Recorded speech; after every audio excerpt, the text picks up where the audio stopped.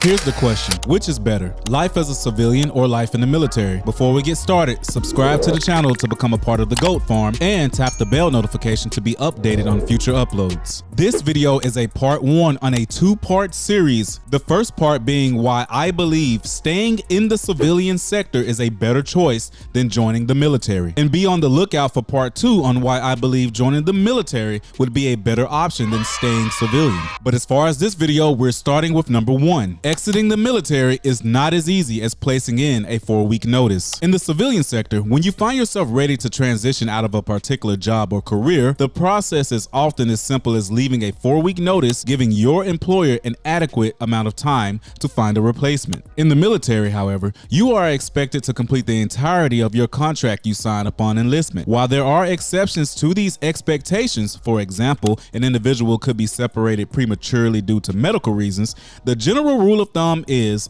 expect to finish the term that you signed up for. Number 2.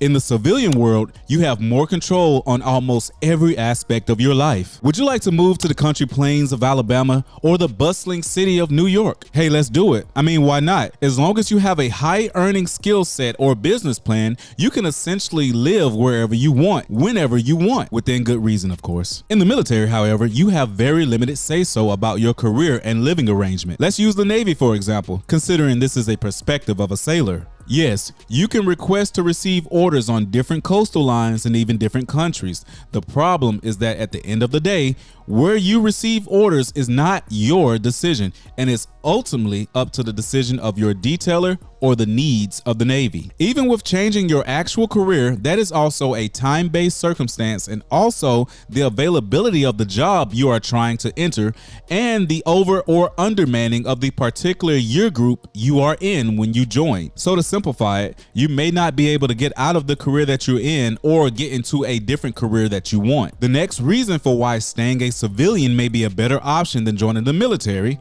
the consequences of confronting disrespect is less severe in the civilian world. There's really no simple way to put this. The military isn't a stranger to having disrespectful individuals in leadership. If you choose to handle this disrespect with assertion and confrontation, especially if you're a male, the consequences are usually very severe. We're talking restriction and having the inability to leave your ship, reduction in pay, receiving a dishonorable discharge, or even being thrown in the brig to only eat bread and water. Meanwhile, in the civilian sector, a simple "you're fired" is the worst you can expect to deal with. Let's go to the next reason. There is no overtime pay in the military. Granted, this can be somewhat of a double-edged sword. If you were only to work 4 hours out of the week, you will still receive the same paycheck. However, if your chain of command wants to drain nearly every waking moment out of you for labor, service, do not expect extra compensation for the astronomically long hours of work you put in.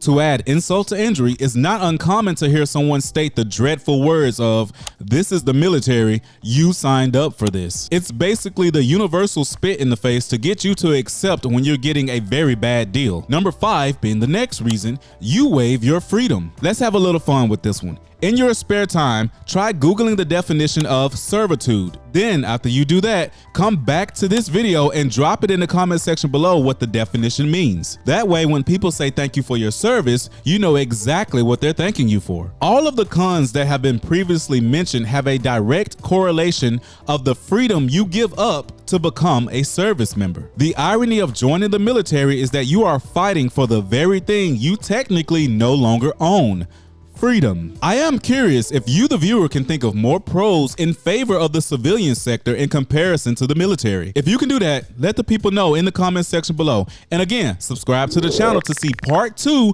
of this video as we dive into what makes the military a better choice over the civilian world. 9/11 the Baby Goat, thank you guys so much for joining the Goat Farm. I will see you guys on the next video. Peace.